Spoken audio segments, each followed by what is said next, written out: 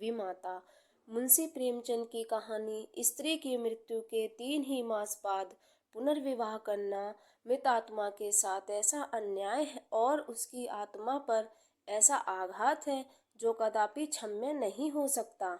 मैं यह कहूँगा कि उस स्वर्गवासिनी की मुझसे अंतिम प्रेरणा थी और न मेरा शायद यह कथन ही मान्य समझा जाए कि हमारे छोटे बालक के लिए माँ की उपस्थिति परम आवश्यक थी।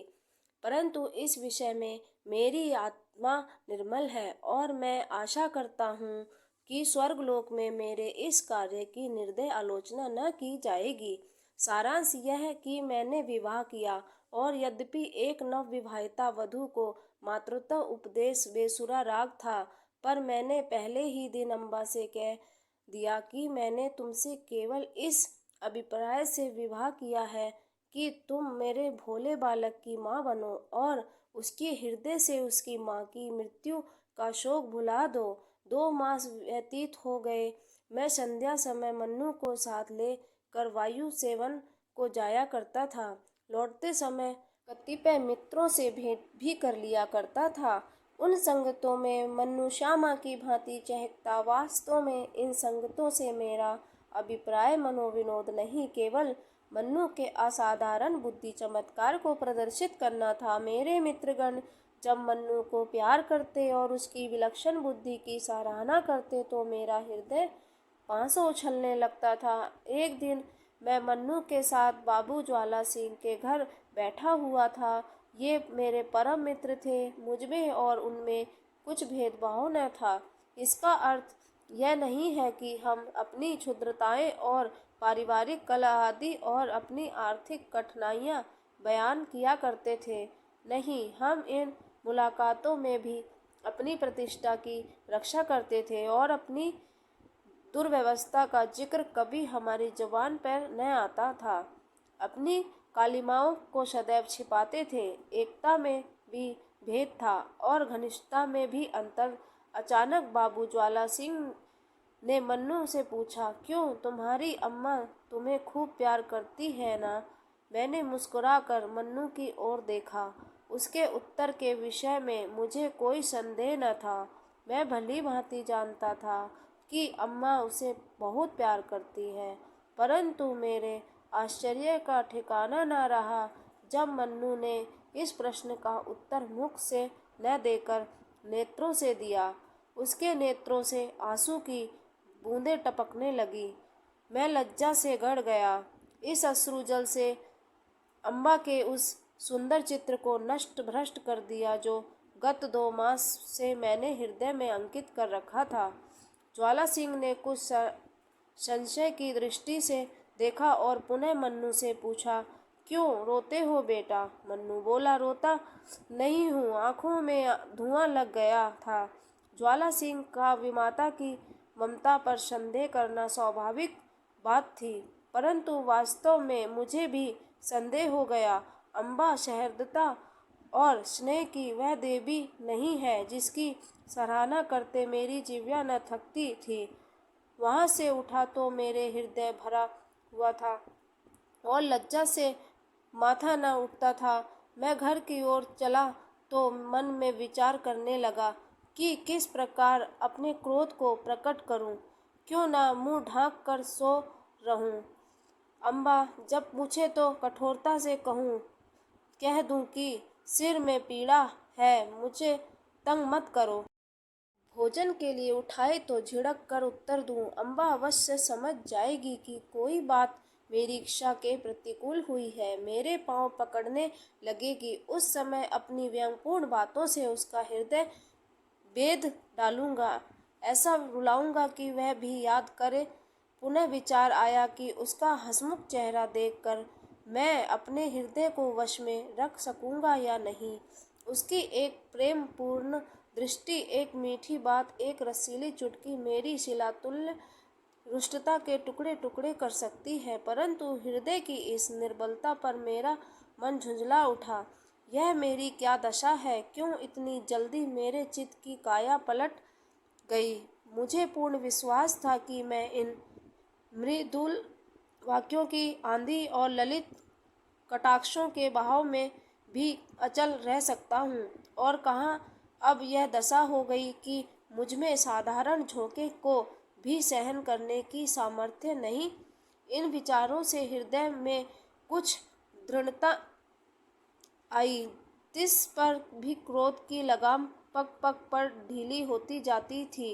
अंत में मैंने हृदय को बहुत दबाया और बनावटी क्रोध का भाव धारण किया। ठान लिया कि चलते ही चलते एकदम से बरस पड़ूंगा। ऐसा न हो कि विलंब रूपी वायु और क्रोध रूपी मेघ को उड़ा ले जाए। परंतु ज्यों ही घर पहुंचा, अम्बा ने दौड़कर मन्नू को गोदी में ले लिया और प्यार से सने हुए कोमल स्वर से बोली, आज तुम इतनी देर तक कहाँ घूमते रहे? चलो देखो, मैंने तुम्हारे लिए कैसी अच्छी अच्छी फुलौड़ियाँ बनाई हैं। मेरा कृत्रिम क्रोध एक क्षण में उड़ गया। मैंने विचार किया, इस देवी पर क्रोध करना भारी अत्याचार है। मन्नू अबोध बालक है, संभव है कि वह अपनी माँ का स्मरण कर रो पड़ा हो।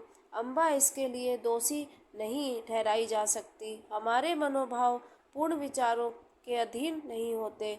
हम उनको प्रकट करने के निमित्त कैसे कैसे शब्द गढ़ते हैं, परंतु समय पर शब्द हमें धोखा दे जाते हैं और वे ही भावनाएं स्वाभाविक रूप से प्रकट होती हैं। मैंने अम्बा को न तो कोई व्यंग्यपूर्ण बातें ही कहीं और न क्रोधित हो मुख ढांक कर सोया ही, बल्कि अत्यंत कोमल स्वर में बोला, मन्नू ने आज मुझे अत्यंत लज्जित किया।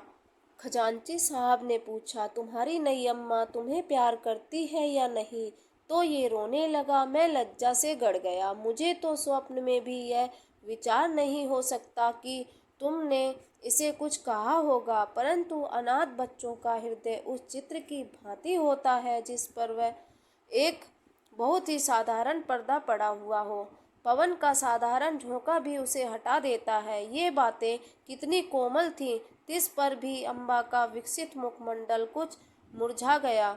वह सज्जल नेत्र होकर बोली, इस बात का विचार तो मैंने यथासाध्य पहले ही दिन से रखा है, परंतु यह असंभव है कि मैं मन्नू के हृदय से माँ का शोक मिटा दूं। मैं चाहे अपना सर्वस्व अर्पण कर दूं, परंतु मेरे नाम पर जो सौतेलेपन की कालिमा लगी हुई है वह मिट नहीं सकती। मुझे भय था कि इस वार्तालाप का परिणाम कहीं विपरीत न हो, परंतु दूसरे ही दिन मुझे अम्बा के व्यवहार में बहुत अंतर दिखाई देने लगा। मैं उसे प्रातः सायंकाल प्रत्यह मन्नू की ही सेवा में लगी हुई देखता, यहाँ तक कि उस धुन में उसे मेरी भी चिंता न रहती थी। परंतु मैं ऐसा त्यागी न था कि अपने आराम को मन्नू पर अर्पण कर देता। कभी कभी मुझे अम्बा की यह अश्रद्धा न भाती, परंतु मैं कभी भूल कर भी इसकी चर्चा न करता। एक दिन मैं अनियमित रूप से दफ्तर से कुछ पहले ही आ गया। क्या देखता हूँ कि मन्नू द्वार पर भीतर की ओर मुख किए खड़ा है। मुझे इस समय आंख मिचौली खेलने की सूझी। मैंने दबे पांव पीछे से जाकर उसके नेत्र मूंद लिए, पर शोक उसके दोनों गाल अश्रुपूरित थे। मैंने तुरंत दोनों हाथ हटा लिए। ऐसा प्रतीत हुआ मानो सर्फ ने डस लिया हो। हृदय पर एक चोट लगी। मन्नू को गोद में लेकर बोला, मन्नू क्यों रोते हो? यह कहते कहते मेरे नेत्र भी सज्जल हो आए। मन्नू आंसू पी कर बोला, जी नहीं, रोता नहीं हूँ। मैंने उसे हृदय से लगा लिया और कहा, अम्मा ने कुछ कहा तो नहीं? मन्नू ने सिसकते हुए कहा, जी नहीं, मुझे वह बहुत प्यार करती है। मुझे विश्वास न हुआ। पूछा, वह प्यार करती तो तुम रोते क्यों? उस दिन खजांची के घर भी तुम रोए थे। तुम मुझसे छिपाते हो। कदाचित तुम्हारी अम्बा अवश्य तुमसे कुछ क्रुद्ध हुई हैं। मन्नू ने मेरी ओर कातर दृष्टि से देखकर कहा, जी नहीं, वह मुझे प्यार करती है। इसी कारण मुझे बारंबार रोना आता है। मेरी अम्मा मुझे अत्यंत प्यार करती थी। वह मुझे छोड़कर चली गई। नई अम्मा उससे भी अधिक प्यार करती है, इसलिए मुझे भय लगता है कि उसकी तरह यह भी मुझे छोड़कर न चली जाए। यह कहकर मन्नू पुनः फूट फूट कर रोने लगा। मैं भी रो पड़ा। अम्बा के इस स्नेह में व्यवहार से मन्नू के सुकोमल हृदय पर कैसा आघात किया था। थोड़ी देर तक मैं स्तंभित रह गया। किसी कवि की यह वाणी स्मरण आ गई कि पवित्र आत्माएं इस संसार में चिरकाल तक नहीं ठहरती। कहीं भावी ही इस बालक की जिह्वा से ये शब्द नहीं कहला रही हैं। ईश्वर न करे कि वह अशुभ दिन देखना पड़े, परंतु मैंने तर्क द्वारा इस शंका को दिल से निकाल दिया। समझा कि माता की मृत्यु ने प्रेम और वियोग में एक मानसिक संबंध उत्पन्न कर दिया नहीं है। मन्नू को गोद में लिए हुए अम्बा के पास गया और मुस्कुरा कर बोला, इनसे पूछो क्यों रो रहे हैं। अम्बा चौंक पड़ी। उसके मुख की कांति मलिन हो गई। बोली, तुम ही पूछो। मैंने कहा, यह इसलिए रोते हैं कि तुम इन्हें अत्यंत प्यार करती हो और इनको भय है कि तुम भी इनकी माता की भांति इन्हें छोड़कर न चली जाओ। जिस प्रकार गर्द साफ हो जाने से दर्पण चमक उठता है, उसी भांति अम्बा का मुखमंडल प्रकाशित हो गया।